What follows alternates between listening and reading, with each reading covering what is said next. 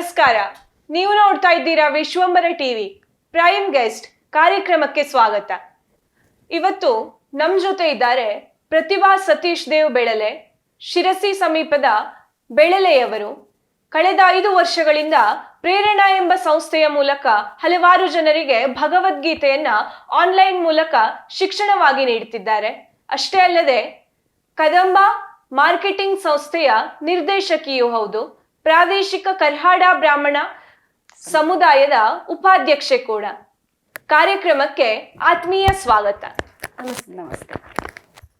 ಪ್ರಿಯ ವೀಕ್ಷಕರೇ, ಈ ವಿಡಿಯೋನ ನೋಡೋದಕ್ಕೂ ಮೊದಲು ನಮ್ಮ ಚಾನೆಲ್ ಅನ್ನ ಇನ್ನು ಸಬ್ಸ್ಕ್ರೈಬ್ ಮಾಡ್ಕೊಂಡಿಲ್ಲ ಆದ್ರೆ ತಕ್ಷಣವೇ ಸಬ್ಸ್ಕ್ರೈಬ್ ಮಾಡ್ಕೊಳ್ಳಿ. ಹಾಗೆ ವಿಡಿಯೋ ಇಷ್ಟ ಆಗಿದ್ರೆ ಶೇರ್ ಮಾಡಿ. ಮೇಡಮ್, ನೀವು ಭಗವದ್ಗೀತೆನ ಆನ್ಲೈನ್ ಮೂಲಕ ಅನೇಕ ಜನರಿಗೆ ಶಿಕ್ಷಣ ನೀಡ್ತಾ ಇದ್ದೀರಿ. ಇದು ತುಂಬಾ ಅತಿ ದೊಡ್ಡ ಮಹತ್ತರ ಕೆಲಸ ಅಂತಾನೆ ಹೇಳ್ಬಹುದು. ಯಾಕಂದ್ರೆ ಯಾವುದೋ ಶಾಲಾ ಪಠ್ಯ ಪುಸ್ತಕದ ಶಿಕ್ಷಣವನ್ನ ಎಲ್ಲರೂ ನೀಡಬಹುದು. ಭಗವದ್ಗೀತೆಯಂತಹ ವಿಷಯವನ್ನ ಒಂದು ಶಿಕ್ಷಣವಾಗಿ ನೀಡಬೇಕು ಅಂದ್ರೆ ಆಳವಾದಂತಹ ಜ್ಞಾನ, ಪಾಂಡಿತ್ಯ ಬೇಕೇ ಬೇಕು. ಭಗವದ್ಗೀತೆನೇ ಯಾಕೆ ನಿಮ್ಮ ತರಗತಿಯ ಅಂದ್ರೆ ನಿಮ್ಮ ಸಂಸ್ಥೆಯ ಮೂಲಕ ತರಬೇತಿ ನೀಡಬೇಕು ಅನ್ನುವಂತ ಆಸೆ ನಿಮ್ಗೆ ಬಂದಿತ್ತು ಹೇಗೆ? ಭಗವದ್ಗೀತೆನೇ ನೀವು ಆಯ್ಕೆ ಮಾಡ್ಕೊಂಡಿದ್ಯಾಕೆ? ನಾನು ಭಗವದ್ಗೀತೆಯನ್ನು ಸ್ವಲ್ಪ ಚಿಕ್ಕಂದಿನಿಂದಲೂ ಇಷ್ಟಪಟ್ಟವಳು. ನಂತರದ ದಿನಗಳಲ್ಲಿ ನನಗೆ ಸಂಸ್ಕೃತದ ಸ್ವಲ್ಪ ಜ್ಞಾನ ಇರೋದ್ರಿಂದ ಅದನ್ನು ಅಭ್ಯಾಸ ಮಾಡ್ತಾ ಹೋದೆ. ಹಾಗೆ ಕೊರೋನಾ ಟೈಮಲ್ಲಿ ಅನೇಕರು ಈ ಫೇಸ್ಬುಕ್ ಮೂಲಕ ಬೇರೆ ಬೇರೆ ತರಗತಿಯನ್ನು ನಡೆಸೋದನ್ನು ಆ್ಯಡ್ ನೋಡ್ತಾ ಬಂದೆ. ಇವಾಗ ನಾನು ಒಂದು ಪ್ರಯತ್ನವನ್ನು ಮಾಡಬಹುದು, ಯಾಕೆಂದರೆ ಆ ಟೈಮಲ್ಲಿ ಮಕ್ಕಳು ಪಾಲಕರು ಒಟ್ಟಿಗೆ ಮನೆಯಲ್ಲಿರುವಂಥ ಸಂದರ್ಭ. ಹಾಗಾಗಿ ನಾನು ಈ ಭಗವದ್ಗೀತೆಯನ್ನು ಹೇಳ್ಕೊಡೋದ್ರಿಂದ ಮಕ್ಕಳಿಗೆ ಮತ್ತು ಪಾಲಕರಿಗೆ ಒಟ್ಟಿಗೆ ಇದರದ್ದು ತರಬೇತಿ ಶಿಕ್ಷಣ ಎರಡೂ ಆಗ್ತದೆ ಅನ್ನೋದು ಸಲುವಾಗಿ ನಾನು ಇದನ್ನು ಆಯ್ಕೆ ಮಾಡಿಕೊಂಡೆ. ಪ್ರೇರಣಾ ತರಗತಿ ಶುರುವಾಗಿ 5 ವರ್ಷ ಆಯಿತು ಅಂತ ಹೇಳಿದ್ರೆ, ಗ್ರಾಮೀಣ ಭಾಗದಲ್ಲಿ ಇದ್ಕೊಂಡು ಇಂಥದ್ದೊಂದು ಸಂಸ್ಥೆ ನಡೆಸಿ ಆ ಮೂಲಕ ಯಶಸ್ವಿ ಆಗೋದು ತುಂಬಾ ಕಷ್ಟ ಸಾಧ್ಯವಾದ ಮಾತು. ನೀವು ಆ ಪ್ರೇರಣಾ ಸಂಸ್ಥೆ ಪ್ರಾರಂಭ ಮಾಡಿದ ನಂತರ ಕೂಡ ಇಲ್ಲಿವರೆಗೆ ಸಂಸ್ಥೆ ಶುರುವಾದ ಮೇಲೆ ನೀವು ಎದುರಿಸಿದಂತಹ ಸವಾಲುಗಳು, ಹಾಗೆ ನೀವು ಸಂಸ್ಥೆ ಮೂಲಕ ಒಂದಷ್ಟು ಸಮಾಜಮುಖಿ ಕಾರ್ಯಗಳನ್ನು ಸಹ ಮಾಡ್ತಾ ಇದ್ದೀರಾ, ಅದು ನಿಜಕ್ಕೂ ಸಂತೋಷದಾಯಕ ಹಾಗೆ ಶ್ಲಾಘನೀಯ ಕೂಡ. ಈ ಎಲ್ಲದರ ಕುರಿತು ನಿಮ್ಮ ಒಂದಷ್ಟು ಸವಾಲು ಸಾಧನೆಗಳನ್ನ ನಮ್ಮೊಟ್ಟಿಗೆ ಹಂಚಿಕೊಳ್ಳಿ.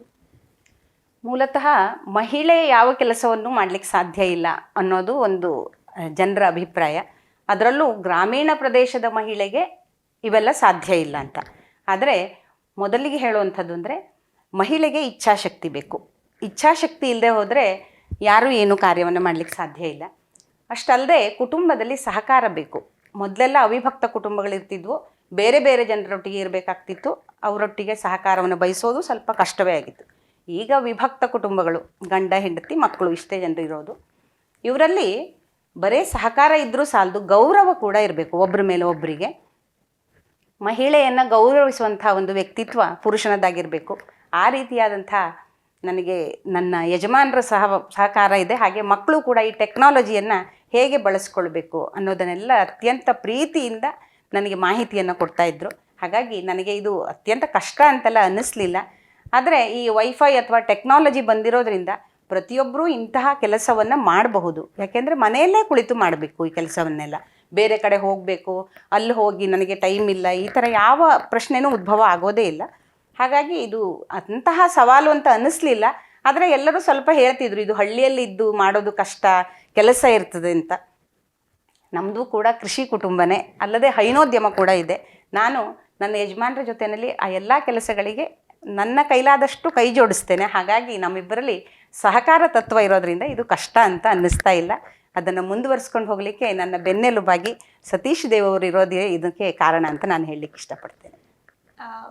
ಗ್ರಾಮೀಣ ಪ್ರದೇಶದಲ್ಲಿ ಇದ್ಕೊಂಡು ಇರುವಂತಹ ಎಲ್ಲ ಕೆಲಸಗಳೊಟ್ಟಿಗೆ ನಿಮ್ಮ ಒಂದು ಆ ಇಚ್ಛಾಶಕ್ತಿ ಮೂಲಕವೇ ಇಂಥದ್ದೊಂದು ಸಂಸ್ಥೆ ನಡೆಸ್ತಾ ಇದ್ದೀರಿ. ಇದು ನಿಜಕ್ಕೂ ಆದರ್ಶದಾಯಕವಾಗಿದ್ದು. ಒಂದಷ್ಟು ಸಮಾಜಮುಖಿ ಕೆಲಸಗಳು ನಿಮ್ಮ ಸಂಸ್ಥೆಯಿಂದ ಆಗ್ತಾ ಇವೆ, ಒಂದಷ್ಟು ಸಮಾಜಕ್ಕೆ ಉತ್ತಮ ಸಂದೇಶಗಳು ಹೋಗ್ತಾ ಇವೆ. ಯಾವೆಲ್ಲ ರೀತಿಯ ಸಮಾಜಮುಖಿ ಕೆಲಸಗಳು ನಿಮ್ಮ ತರಬೇತಿ ಸಂಸ್ಥೆಯಿಂದ ಆಗ್ತಾ ಇವೆ ಅನ್ನೋದನ್ನ ನಮ್ಗೆ ಈಗ ತಿಳಿಸ್ಕೊಡ್ಬೇಕಾಗಿ ಕೇಳ್ಕೊಳ್ತೇನೆ. ಮೂಲತಃ ಈ ಭಗವದ್ಗೀತೆ ಅನ್ನೋದು ಎಷ್ಟು ಪ್ರಚಾರ ಪಡ್ಕೊಳ್ಬೇಕಿತ್ತೋ ಅಷ್ಟು ಪ್ರಚಾರ ಪಡ್ಕೊಂಡಿಲ್ಲ. ಆದರೆ ಇತ್ತೀಚಿನ ದಿವಸಗಳಲ್ಲಿ ನಮ್ಮ ಸ್ವರ್ಣವಲ್ಲಿ ಸಂಸ್ಥಾನದ ಶ್ರೀಮದ್ ಗಂಗಾಧರೇಂದ್ರ ಸರಸ್ವತಿ ಸ್ವಾಮಿಗಳವರು ಇದರಲ್ಲಿ ಅತ್ಯಂತ ಪ್ರಮುಖ ಪಾತ್ರವನ್ನು ವಹಿಸಿ ಇಡೀ ಕರ್ನಾಟಕವೇ ಅಲ್ಲದೆ ಅನೇಕ ಭಾಗಗಳಿಗೆ ಇದನ್ನು ಪ್ರಸಾರ ಮಾಡಿದ್ದಾರೆ. ಅವರೊಟ್ಟಿಗೆ ನಾವು ಕೈ ಜೋಡಿಸುವುದರ ಮೂಲಕ ನಾವು ಸಮಾಜಮುಖಿ ಕೆಲಸವನ್ನು ಮಾಡಬಹುದು. ಇನ್ನು ಸ್ವತಃ ನಾನು ಕೆಲವು ನಮ್ಮ ಹತ್ರ ಬೆಳಲೆ ಸರ್ಕಾರಿ ಶಾಲೆ ಇದೆ, ಅಲ್ಲಿ ಮಕ್ಕಳನ್ನು ಸೇರಿಸ್ಕೊಂಡು ಶನಿವಾರ ಮತ್ತು ರವಿವಾರ ಈ ಭಗವದ್ಗೀತೆಯನ್ನು ಹೇಳ್ಕೊಡ್ತಿದ್ದೆ. ಅಲ್ಲದೆ ಮಾತೆಯರಿಗೆ, ಈಗ ಮಕ್ಕಳಿಗೆ ಪ್ರತಿಭಾ ಕಾರಂಜಿ ಅಥವಾ ಬೇರೆ ಬೇರೆ ವೇದಿಕೆ ಸಿಗ್ತದೆ, ಮಾತೆಯರಿಗೆ ಅದು ಸ್ವಲ್ಪ ಕಷ್ಟವಾಗ್ತಿತ್ತು.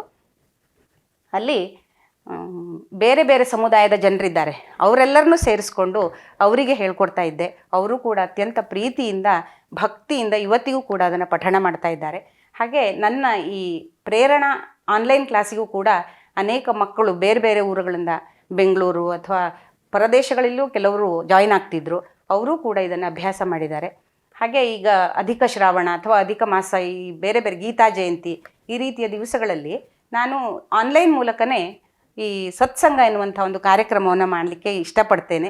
ಬರೀ ನಾನು ಈ ಭಗವದ್ಗೀತೆಯನ್ನು ಶ್ಲೋಕಗಳ ಪಠಣ ಮಾಡುವುದನ್ನು ಅಷ್ಟಾಗಿ ಇಷ್ಟಪಡೋದಿಲ್ಲ. ಯಾಕೆಂದರೆ ಓದಲಿಕ್ಕೆ ಬರೋರು ಪ್ರತಿಯೊಬ್ಬರೂ ಓದಬಹುದು, ಆದರೆ ಅದನ್ನು ಮನನ ಮಾಡಿ ಅರ್ಥೈಸಿಕೊಂಡು ಅನುಸರಿಸಿಕೊಂಡಾಗ ಮಾತ್ರ ಆ ಭಗವದ್ಗೀತೆಯನ್ನು ಓದುವುದಕ್ಕೊಂದು ಅರ್ಥ ಬರ್ತದೆ ಅಂತ. ಹಾಗಾಗಿ ಈ ಸತ್ಸಂಗಗಳಲ್ಲಿ ಆದಷ್ಟು ಭಗವದ್ಗೀತೆಯ ಶ್ಲೋಕಗಳನ್ನು ಓದಿ ಅದರ ಅರ್ಥಾನುಸಂಧಾನವನ್ನು ಮಾಡೋದು ಒಂದು ನನ್ನ ಇಚ್ಛೆಯ ಒಂದು ವಿಷಯ. ಅಂದರೆ ಒಂದು ಅಧ್ಯಾಯವೇ ಇರಲಿ, ಅದು ತಿಳಿದುಕೊಂಡಾಗ ನಾನು ಅನುಸರಿಸಲಿಕ್ಕೆ ಸಹಜವಾಗಿಯೇ ನನ್ನ ಮನಸ್ಸಿನಲ್ಲಿ ಆಸೆ ಹುಟ್ಟುತ್ತದೆ. 18 ಅಧ್ಯಾಯಗಳನ್ನು ಓದಬಹುದು, ಆದರೆ ಓದಿದ ಮಾತ್ರಕ್ಕೆ ಈಗ ಹೆಂಗೆ ಅಂಗಡಿಗಳಲ್ಲಿ 10 ರೂಪಾಯಿ ತೊಗೊಂಡು ಹೋದರೆ ಅದಕ್ಕೆಷ್ಟು ಐಟಮ್ ಬರ್ತದೆಯೋ ಅಷ್ಟನ್ನು ಕೊಡ್ತಾರೆ. ಹಾಗೆ ಈಗ ಒಂದು ಔಷಧಿಯನ್ನು ಮನೆಯಲ್ಲಿ ತಂದಿಟ್ಟರೆ ನಮ್ಮ ಅನಾರೋಗ್ಯದಲ್ಲಿ ಸುಧಾರಣೆ ಆಗೋದಿಲ್ಲ. ಹಾಗೆ ನಮ್ಮ ಮನೆಯಲ್ಲಿ ಭಗವದ್ಗೀತೆ ಪುಸ್ತಕ ಇದೆ, ಅಲ್ಲದೆ ನಾನು 18 ಅಧ್ಯಾಯಗಳನ್ನು ಪಠಣ ಮಾಡ್ತೇನೆ ಅಂದರೆ ಅದು ತೀರಾ ಹೆಚ್ಚಿನ ಪ್ರಯೋಜನವನ್ನು ಕೊಡಲಾರ್ದು. ಆದರೆ ಭಗವದ್ಗೀತೆ ಓದೋದ್ರಿಂದನೂ ಪ್ರಯೋಜನ ಇದೆ ಅನ್ನೋದು ಎಲ್ಲರಿಗೂ ಗೊತ್ತಿದ್ದು, ಆದರೆ ಎಷ್ಟರ ಮಟ್ಟಿಗೆ ಇವತ್ತು ಸಮಾಜಕ್ಕೆ ಅಗತ್ಯವಿದೆಯೋ ಅಷ್ಟು ಪ್ರಯೋಜನ ಸಿಗೋದಿಲ್ಲ. ಹಾಗಾಗಿ ನಾನು ಹೆಚ್ಚು ಇಷ್ಟಪಡೋದು ಅಂದರೆ ಈ ಗೀತೆಯನ್ನು ಅರ್ಥೈಸಿಕೊಂಡು ಅನುಸರಿಸಿಕೊಂಡು ಹೋಗಬೇಕು ಅನ್ನೋದನ್ನು. ಅದಕ್ಕೆ ನನ್ನ ಒಂದು ಒತ್ತು ಅಂದರೆ ಮಕ್ಕಳಿಗೂ ಕೂಡ ನಾನು ಹೇಳ್ಕೊಡುವಾಗ ಕೆಲವು ಶ್ಲೋಕಗಳದ್ದು ಆದಷ್ಟು ಅರ್ಥವನ್ನು ಹೇಳಲಿಕ್ಕೆ ಇಷ್ಟಪಡ್ತೇನೆ. ನಾನೀಗ ಮಾತಾಡುವಾಗ ತಿಳಿದಿದ್ದು ನಿಮ್ಮ ಪ್ರೇರಣಾ ಆನ್ಲೈನ್ ತರಗತಿಯಲ್ಲಿ ಒಂದಷ್ಟು ಇನ್ಸ್ಟ್ರಕ್ಷನ್ಸ್ ಇದೆ. ಅಂದ್ರೆ ಕ್ಲಾಸ್ ಶುರುವಾದಾಗ ಈ ರೀತಿ ಇರಬೇಕು, ಮುಗಿಯುವಾಗ ಈ ರೀತಿ ಇರಬೇಕು ಅಂತ. ಅಂದ್ರೆ ಯಾವ ರೀತಿ ಆ ಒಂದು ಇನ್ಸ್ಟ್ರಕ್ಷನ್ಸ್ ಮೂಲಕ ಮಕ್ಕಳಲ್ಲಿ ನೀವು ಸಂಸ್ಕಾರವನ್ನು ಬಿತ್ತುವಂತಹ ಮಹತ್ತರ ಕೆಲಸ ಮಾಡ್ತಿದ್ದೀರಿ. ಯಾವ್ಯಾವ ತರದ ಇನ್ಸ್ಟ್ರಕ್ಷನ್ಸ್ ಇದೆ, ಅದು ಮಕ್ಕಳೆಲ್ಲ ಹೇಗೆ, ಅಂದ್ರೆ ನಿಮ್ಮ ವಿದ್ಯಾರ್ಥಿಗಳೆಲ್ಲ ಹೇಗೆ ಪಾಲಿಸ್ತಿದ್ದಾರೆ? ನಮ್ಮ ಪ್ರೇರಣಾ ಆನ್ಲೈನ್ ಕ್ಲಾಸಿನ ಒಂದು ವಿಶೇಷತೆ ಅಂದರೆ ತರಗತಿ ಪ್ರಾರಂಭವಾದಾಗ ಎರಡೂ ಕೈಗಳನ್ನು ಜೋಡಿಸಿಯೇ ನಮಸ್ತೆ ಅಂತ ಹೇಳಬೇಕು. ಇಲ್ಲಾಂದರೆ ಮಕ್ಕಳಿಗೆ ಹೇಳಿದ ತಕ್ಷಣ ನಮಸ್ತೆ ಅಂತ ಹೇಳಿಬಿಡ್ತಾರೆ. ಆದರೆ ಅವರಿಗೆ ನಾನು ಹೇಳೋದೇನು ಅಂದರೆ ಈ ಎರಡೂ ಕೈಗಳನ್ನು ಜೋಡಿಸಿದಾಗ ಈ ಒಂದಕ್ಕೊಂದು ಬೆರಳುಗಳು ಸ್ಪರ್ಶ ಆದಾಗ ನಮ್ಮ ಮಿದುಳಿಗೆ ಹೆಚ್ಚಿನ ಸಂದೇಶಗಳು ರವಾನೆ ಆಗ್ತಾವಂತೆ. ಹಾಗಾಗಿ ಆ ಮಿದುಳನ್ನು ಎಚ್ಚರಿಸಲಿಕ್ಕೆ ಕೂಡ ಅದು ಸಹಾಯವಾಗ್ತದೆ ಅನ್ನೋ ಒಂದು ಮಾಹಿತಿಯನ್ನು ನೀಡಿಯೇ ಪ್ರತಿ ಕ್ಲಾಸಿಗೂ ನಮಸ್ತೆ ಅಂತ ಹೇಳಿಯೇ ಶುರು ಮಾಡಬೇಕು ಅಂತ ಹೇಳ್ತೇನೆ.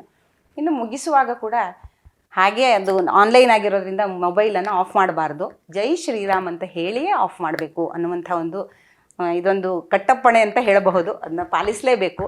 ಯಾಕೆಂದರೆ ಯಾವುದೇ ಸಭೆ ಸಮಾರಂಭ ಇರಲಿ ಅಥವಾ ನಾವು ಯಾರದಾದ್ರೂ ಎದುರಿಗೆ ಕೂತಿದ್ರೆ ನಾವು ಹಾಗೆ ದಿಢೀರಂತ ಎದ್ದು ಹೋಗ್ಬಿಟ್ರೆ ಅದೊಂದು ಅವಮಾನ ಮಾಡಿದಂತೆ. ಹಾಗಾಗಿ ಸಭೆಗೆ ಇರಲಿ ಮನುಷ್ಯರಿಗೆ ಆಗಲಿ ಗೌರವ ಕೊಡಬೇಕು ಅಂದರೆ ಅಲ್ಲಿ ಜೈ ಶ್ರೀರಾಮ್ ಅಂತಲೇ ಏನೋ ಒಂದು ವಿಶೇಷವಾದಂಥ ಶಬ್ದವನ್ನು ಉಚ್ಚರಿಸಿ ಅಲ್ಲಿಂದ ನಿರ್ಗಮಿಸಬೇಕು ಅನ್ನೋದು ನನ್ನ ಒಂದು ತರಗತಿಯ ಒಂದು ನಿಯಮ. ಅಷ್ಟಲ್ಲದೆ ಈ ಮಕ್ಕಳಿಗೆ ನಾನು ಈಗ ಸದ್ಯದಲ್ಲಿ ಹೇಳಿರುವಂಥದ್ದು ಅಂದರೆ ಸಮಾಜದಲ್ಲಿ ಅನೇಕ ಕಡೆ ಏನೇನೋ ಭಯಾನಕವಾದಂಥ ಕೆಲಸಗಳೆಲ್ಲ ನಡೀತಾ ಇದೆ. ಅದರಿಂದ ಪಾರು ಮಾಡಲಿಕ್ಕೆ ನಾವು ಎಲ್ಲಿಯವರೆಗೆ ಮಕ್ಕಳ ಜೊತೆ ಇರಲಿಕ್ಕೆ ಸಾಧ್ಯವೇ ಇಲ್ಲ. ಹಾಗಾಗಿ ಪ್ರತಿದಿನ ಶಾಲೆಗೆ ಹೊರಡುವಾಗ ನನ್ನ ತರಗತಿಯ ಮಕ್ಕಳಿಗೆ ಹೇಳಿದ್ದೇನೆ, ಮೊದಲಿಗೆ ದೇವರಿಗೆ ಕೈ ಮುಗಿರಿ, ಇವತ್ತು ನಾನು ಈ ಶಾಲೆಗೆ ಹೊರಡ್ತಾ ಇದ್ದೀನಿ, ಸುರಕ್ಷಿತವಾಗಿ ಶಾಲೆಗೆ ತಲುಪಿಸು, ಮತ್ತೆ ಸುರಕ್ಷಿತವಾಗಿ ನನ್ನನ್ನು ಮನೆಗೆ ತಲುಪಿಸು ಅನ್ನುವಂಥ ಬೇಡಿಕೆಯನ್ನು ಇಟ್ಟು ದೇವರಿಗೆ ನಮಸ್ಕಾರ ಮಾಡಿ ಹೊರಡಿ. ಅಷ್ಟಲ್ಲದೆ ಮನೆಯಲ್ಲಿ ಯಾರು ಹಿರಿಯರು ಇರ್ತಾರೋ ಅವರಿಗೆ ನಮಸ್ಕಾರ ಮಾಡಿ ಹೊರಡಬೇಕು ಅನ್ನುವಂಥ ಒಂದು ತಿಂಗಳ ಟಾಸ್ಕನ್ನೇ ಕೊಟ್ಟಿದ್ದೆ ನಾನು. ಒಂದು ತಿಂಗಳ ಮಟ್ಟಿಗಾದರೂ ಪಾಲಿಸಿ ಅಂತ. ಬರೀ ಮಕ್ಕಳಿಗೆ ಹೇಳಲಿಲ್ಲ, ಪಾಲಕರಿಗೂ ಹೇಳಿದ್ದೆ. ಬೇರೆ ಯಾವ ಆಶೀರ್ವಾದವೂ ಬೇಡ, ದೇವರ ಅನುಗ್ರಹ ಇರುವಂಥ ಜೀವನ ನಿಮ್ಮದಾಗಲಿ ಮಕ್ಕಳೇ ಅನ್ನುವಂಥ ಒಂದು ಆಶೀರ್ವಾದವನ್ನು ಮಾಡಿ ನಿಮ್ಮ ಮಕ್ಕಳನ್ನು ಕಳಿಸ್ಕೊಡಿ ಅಂತ ಹೇಳಿದ್ದೆ. ಇದಕ್ಕೆ ಉತ್ತಮ ಪ್ರತಿಕ್ರಿಯೆ ಕೂಡ ಬಂದಿತ್ತು. ನನಗೆ ಹೆಮ್ಮೆ ಎನಿಸುವಂತೆ ಆ ಪಾಲಕರು ಕೂಡ ಅದನ್ನು ಪಾಲಿಸಿದರು. ಇತ್ತೀಚಿನ ದಿನಗಳಲ್ಲಿ ಭಾರತದಲ್ಲಿ ಒಂದು ಫೇಮಸ್ ಆಗ್ಬೇಕಂದ್ರೆ ಭಗವದ್ಗೀತೆನೋ ಅಥವಾ ಇನ್ಯಾವುದೋ ಹಿಂದೂ ಧಾರ್ಮಿಕ ಆಚರಣೆಯನ್ನ, ವಿಶೇಷವಾಗಿ ಭಗವದ್ಗೀತೆಯನ್ನ ತುಂಬಾ ತಪ್ಪಾಗಿ ಅರ್ಥೈಸ್ಕೊಳ್ಳಾಗ್ತಾ ಇದೆ. ಭಗವದ್ಗೀತೆ ಕೇವಲ ಧರ್ಮಗ್ರಂಥ ಎನ್ನುವುದಷ್ಟಕ್ಕೆ ನಾವು ಸೀಮಿತವಾಗಿಸುವಂತ ಅದೆಷ್ಟೋ ಬುದ್ಧಿಜೀವಿಗಳು ನಮ್ಮ ಸಮಾಜದ ನಡುವೆಯೇ ಇದ್ದಾರೆ. ಭಗವದ್ಗೀತೆ ಕೇವಲ ಧರ್ಮಗ್ರಂಥ ಮಾತ್ರ, ಇದರಿಂದ ಮತ್ಯಾವ ಪ್ರಯೋಜನವೂ ಇಲ್ಲ ಅನ್ನುವಂತಹ ಒಂದು ಮನಸ್ಥಿತಿ ಈ ಬುದ್ಧಿಜೀವಿಗಳ ಒಂದು ಮಾತುಗಳಿಂದ ಸಮಾಜದಲ್ಲಿ ನಿರ್ಮಾಣ ಆಗ್ತಾ ಇದೆ. ಭಗವದ್ಗೀತೆ ಕೇವಲ ಧರ್ಮಗ್ರಂಥ ಮಾತ್ರವೇ ಅನ್ನೋದು ನನ್ನ ಪ್ರಶ್ನೆ. ನೀವು ಭಗವದ್ಗೀತೆಯ ಕುರಿತಾಗಿ ಆಳ ಜ್ಞಾನ ಹೊಂದಿರುವ ಕಾರಣದಿಂದ ನಿಮ್ಮ ಹತ್ರ ಈ ಪ್ರಶ್ನೆ ಕೇಳೋದು ಸೂಕ್ತ ಅನಿಸ್ತು. ಭಗವದ್ಗೀತೆ ಕೇವಲ ಧರ್ಮಗ್ರಂಥ ಮಾತ್ರನಾ? ಇದು ನಮ್ಮ ಪ್ರಶ್ನೆ. ಇದಕ್ಕೆ ನಿಮ್ಮ ಉತ್ತರ ಹಾಗೆ ನಿಮ್ಮ ಒಂದು ನಿಲುವು ಏನು ಮೇಡಮ್? ಇದು ಭಗವದ್ಗೀತೆಯ ಬಗ್ಗೆ ನಮಗೆ ಕಿಂಚಿತ್ತೂ ಮಾಹಿತಿ ಇಲ್ಲ ಅನ್ನುವುದಕ್ಕಾಗಿ ಈ ಬುದ್ಧಿಜೀವಿಗಳೆಲ್ಲ ಕೆಲಸ ಮಾಡುವಂತಾಗಿದೆ. ಯಾಕೆಂದರೆ ಇದು ಕೇವಲ ಧರ್ಮ ಗ್ರಂಥವಲ್ಲ. ಯಾಕೆ ಇಲ್ಲಿ ಆಸ್ತಿಕರಿಗೆ, ನಾಸ್ತಿಕರಿಗೆ, ಮಕ್ಕಳಿಗೆ, ವಯಸ್ಸಾದವರಿಗೆ ಪ್ರತಿಯೊಬ್ಬರಿಗೂ ಇಲ್ಲಿ ಒಂದೊಂದು ವಿಷಯಗಳನ್ನು ಸ್ವೀಕಾರ ಮಾಡುವಂಥ ಅವಕಾಶ ಇದೆ. ಹೇಗೆ ಅಂದರೆ ಮೊದಲೆಲ್ಲ ಒಂದೊಂದು ಅಂಗಡಿಗೆ ಹೋಗಿ ಒಂದೊಂದು ವಸ್ತುವನ್ನ ತೊಗೊಂಬರ್ತಿದ್ವಿ. ಇವಾಗ ದೊಡ್ಡ ದೊಡ್ಡ ಮಾಲ್ಗಳು, ಸೂಪರ್ ಮಾರ್ಕೆಟ್ಗಳು ಹೇಗೆ ಒಂದೇ ಕಡೆ ಎಲ್ಲವೂ ಸಿಗ್ತದೆಯೋ ಅದೇ ರೀತಿಯಲ್ಲಿ ಈ ಭಗವದ್ಗೀತೆ ಇಲ್ಲಿ ಮಕ್ಕಳಿಗೂ ವಿಷಯಗಳಿವೆ. ಹಾಗೆ ಮನಃಶಾಸ್ತ್ರಜ್ಞನಾಗಿ ಅದು ಕೆಲಸ ಮಾಡ್ತದೆ. ಇನ್ನೂ ಹೆಚ್ಚಿನದಾಗಿ ಇಬ್ಬರು ಸ್ನೇಹಿತರ ನಡುವಿನ ಒಂದು ಸಂವಾದ ಇದು. ಈಗ ನಮಗೆ ಎಷ್ಟೋ ವಿಷಯಗಳನ್ನು ನಾವು ನಮ್ಮ ಪಾಲಕರ ಹತ್ರ ಹೇಳ್ಕೊಳ್ಳಿಕ್ಕೆ ಆಗೋದಿಲ್ಲ, ಅಂಥ ವಿಷಯಗಳನ್ನು ಸ್ನೇಹಿತರ ಹತ್ರ ಹೇಳ್ಕೊಳ್ತೇವೆ. ಹಾಗಾಗಿ ಇದನ್ನು ಕೇವಲ ಧರ್ಮ ಗ್ರಂಥ ಅಂತ ತೆಗೆದುಕೊಳ್ದೆ ಹೋದ್ರೂ ಇಲ್ಲಿ ಅದು ಅತ್ಯಂತ ಉತ್ತಮವಾದ ಕೆಲಸವನ್ನು ಮಾಡ್ತದೆ. ಹಾಗೆ ಇದು ಹೇರಿಕೆ ಆಗಬಾರ್ದು ಅನ್ನೋದು ನನ್ನ ಒಂದು ನಿಲುವು.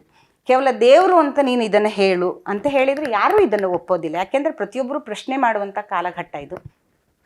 ನಿಮ್ಮ ಕೃಷ್ಣ ಯುದ್ಧ ಮಾಡು ಅನ್ನುವಂಥ ಒಂದು ಹೊಡೆದಾಟಕ್ಕೆ ಪ್ರೇರೇಪಣೆಯನ್ನು ನೀಡ್ತಾನೆ ಅನ್ನೋದು ಬುದ್ಧಿಜೀವಿಗಳದಲ್ಲಿ ಒಂದು ಪ್ರಶ್ನೆ. ಹಾಗಾದರೆ ಇಲ್ಲಿ ಕೃಷ್ಣ ಶಸ್ತ್ರವನ್ನು ಹಿಡಿದುಕೊಳ್ಳೇ ಇಲ್ಲ. ಅವನು ಸರ್ವವ್ಯಾಪಿ ಸರ್ವಶಕ್ತ ಆಗಿದ್ದ. ಅರ್ಜುನ ಬೇಕಾಗೇ ಇರಲಿಲ್ಲ ಅವನಿಗೆ, ಇವನೇ ಯುದ್ಧ ಮಾಡಿಬಿಡ್ಬೋದಿತ್ತು. ಆದರೆ ಆ ಕೆಲಸವನ್ನು ಮಾಡಲಿಲ್ಲ. ಯಾಕೆ ಅಂದರೆ ಒಂದು ಕಡೆ ಅರ್ಜುನನಿಗೆ ಅವನ ಕರ್ತವ್ಯವನ್ನು ತಿಳಿಸಿ ಹೇಳಬೇಕಿತ್ತು. ಹಾಗೆ ಸ್ವಲ್ಪ ಅರ್ಜುನನಿಗೆ ಅಹಂಕಾರವೂ ಇತ್ತು, ಅದನ್ನು ಕಡಿಮೆ ಮಾಡಬೇಕಿತ್ತು. ಹಾಗಾಗಿ ಅಷ್ಟು ವಿಸ್ತಾರವಾಗಿ ಭಗವದ್ಗೀತೆಯನ್ನು ಹೇಳಿ ಅವನನ್ನು ಯುದ್ಧಕ್ಕೆ ಸನ್ನದ್ಧನಾಗಿ ಮಾಡಿದ. ಹಾಗಾಗಿ ಇದು ಧರ್ಮಗ್ರಂಥ ಎನ್ನುವಂಥ ಒಂದೇ ನಿಟ್ಟಿನಲ್ಲಿ ವಿಚಾರ ಮಾಡುವಂಥ ಅಗತ್ಯವಿಲ್ಲ. ಮತ್ತು ಬುದ್ಧಿಜೀವಿಗಳು ಹಾಗೆ ಹೇಳ್ತಾರೆ ಅನ್ನಲಿಕ್ಕೆ ಇದರ ಬಗ್ಗೆ ನಮಗೆ ಜ್ಞಾನ ಕಡಿಮೆ ಇದೆ. ಯಾಕೆಂದರೆ ಅವರು ಕೇಳಿದ ಪ್ರಶ್ನೆಗೆ ಉತ್ತರಿಸುವಷ್ಟು ನಾವು ಅದನ್ನು ಅಧ್ಯಯನ ಮಾಡಿಕೊಂಡ್ರೆ ಆವಾಗ ಅವರ ಪ್ರಶ್ನೆ ಏನಿದೆ ಅದಕ್ಕೆ ನಾವು ಸಹಜವಾಗಿಯೇ ಸಮಂಜಸವಾದ ಉತ್ತರವನ್ನು ಕೂಡ ಕೊಡಬಹುದು. ನಿಜ. ಭಗವದ್ಗೀತೆ ಖಂಡಿತವಾಗಿಯೂ ಧರ್ಮಗ್ರಂಥ ಮಾತ್ರ ಅಲ್ಲ, ಧರ್ಮಗ್ರಂಥವೂ ಹೌದು, ಅದರೊಟ್ಟಿಗೆ ಮನಃಶಾಸ್ತ್ರಜ್ಞನೂ ಹೌದು, ಸ್ನೇಹಿತನೂ ಹೌದು ಎನ್ನುವುದು ನಿಮ್ಮ ನಿಲುವು. ಇದು ನಿಜಕ್ಕೂ ಒಪ್ಪತಕ್ಕಂತಹ ವಿಷಯ. ಇತ್ತೀಚಿನ ದಿವಸಗಳಲ್ಲಿ ಯುವಜನತೆಯಲ್ಲಿ ನೈತಿಕ ಮೌಲ್ಯಗಳು ಸಂಪೂರ್ಣ ಅಧಪತನ ಆಗಿದೆ. ಯಾವುದೇ ರೀತಿಯಾದಂತಹ ನೈತಿಕ ಮೌಲ್ಯಗಳಿಗೆ ಬೆಲೆಯೇ ಇಲ್ಲದಂತಾಗಿದೆ. ಕೇವಲ ಮೋಜು ಮಸ್ತಿ ಅಷ್ಟೇ. ಜೀವನದಲ್ಲಿ ಯಾವುದೇ ರೀತಿಯ ಸಂಸ್ಕಾರ, ಸಂಸ್ಕೃತಿ, ಆಚಾರ ವಿಚಾರ, ನಮ್ಮ ಸನಾತನ ಧರ್ಮದ ಸಂಸ್ಕಾರಗಳೆಲ್ಲವೂ ಮೂಢನಂಬಿಕೆ ಎನ್ನುವಂತಹ ಒಂದು ಅಂಧಕಾರದ ಕೂಪದಲ್ಲಿ ಯುವಜನತೆ ಬದುಕ್ತಿದ್ದಾರೆ. ಈ ಯುವಜನತೆಗೆ ಭಗವದ್ಗೀತೆಯಿಂದ ಯಾವುದಾದ್ರೂ ಪ್ರೇರಣೆ ಸಿಗಬಹುದಾ? ಅವರ ಜೀವನ ಉತ್ತಮವಾಗ್ಲಿಕ್ಕೆ ಭಗವದ್ಗೀತೆ ಯಾವ ರೀತಿ ಸಹಾಯಕ ಆಗಬಹುದು? ಈ ಭಗವದ್ಗೀತೆಯಲ್ಲಿ ಮೊದಲನೇ ಅಧ್ಯಾಯದಲ್ಲಿ ಅರ್ಜುನ ವಿಷಾದ ಯೋಗ, ಅರ್ಜುನನ ವಿಷಾದವನ್ನು ಹೇಳುವಂಥದ್ದು ಅಂತ. ಆದರೆ ಮೂಲ ತಿಳ್ಕೊಳ್ತಾ ಹೋದರೆ ಅಲ್ಲಿ ಇಬ್ಬರ ಗೊಂದಲವಿದೆ, ದುರ್ಯೋಧನ ಮತ್ತು ಅರ್ಜುನ.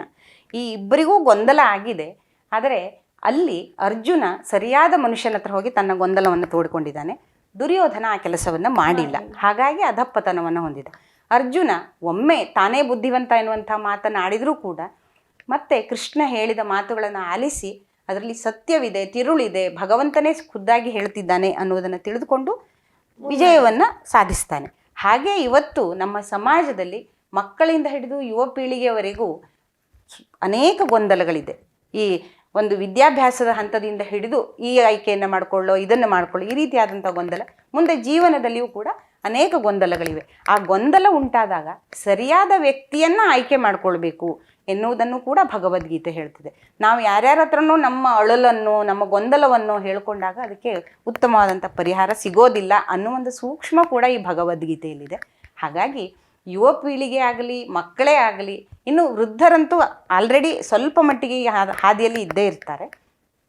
ಯುವ ಪೀಳಿಗೆ ಅರ್ಜುನನಿಗೆ ಆದಂಥ ವಿಷಾದವನ್ನು ಒಮ್ಮೆ ಅದು ಮನಃಶಾಸ್ತ್ರಜ್ಞ ಅಂತ ತಿಳಿದುಕೊಂಡ್ರೆ ಅಲ್ಲಿ ಕೃಷ್ಣ ಯಾವೆಲ್ಲ ರೀತಿಯಲ್ಲಿ ಅವನನ್ನು ಪರಿವರ್ತನೆ ಮಾಡ್ದ ಅನ್ನೋದನ್ನು ತಿಳಿದುಕೊಂಡ್ರೆ ಇವತ್ತು ಈ ಸಮಾಜದಲ್ಲಿ ಸಮಾಜಘಾತಕ ಕೃತ್ಯಗಳು ನಡೆಯದೇ ಇರುವಂತೆ ಮಾಡಲಿಕ್ಕೆ ಈ ಭಗವದ್ಗೀತೆ ಅತ್ಯಂತ ಸಹಾಯ ಮಾಡ್ತದೆ.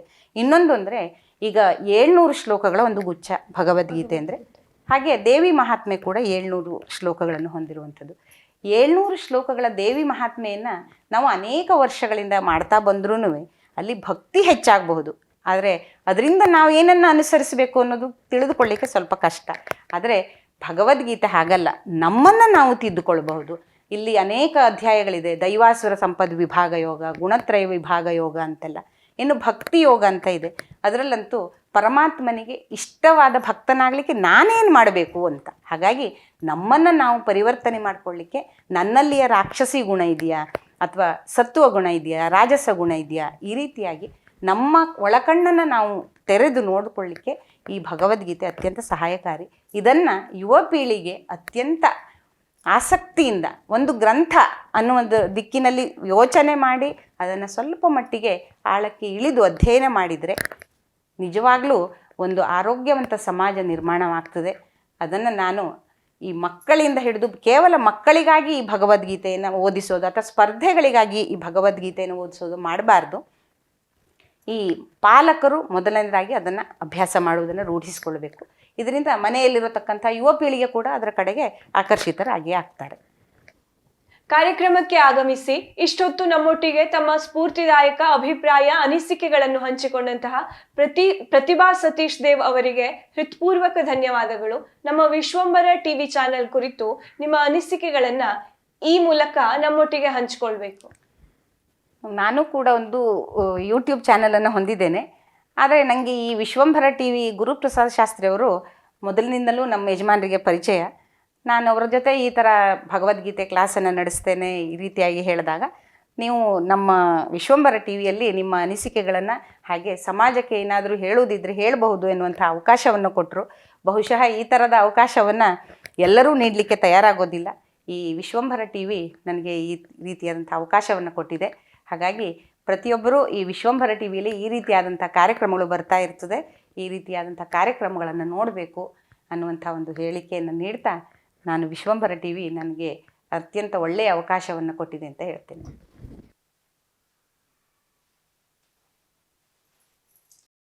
ವೀಕ್ಷಕ ಮಹಾಪ್ರಭುಗಳೇ, ನಮ್ಮ ಚಾನಲ್ ಅನ್ನು ಸಬ್ಸ್ಕ್ರೈಬ್ ಮಾಡಿ, ಶೇರ್ ಮಾಡಿ, ಪ್ರೋತ್ಸಾಹಿಸಿ.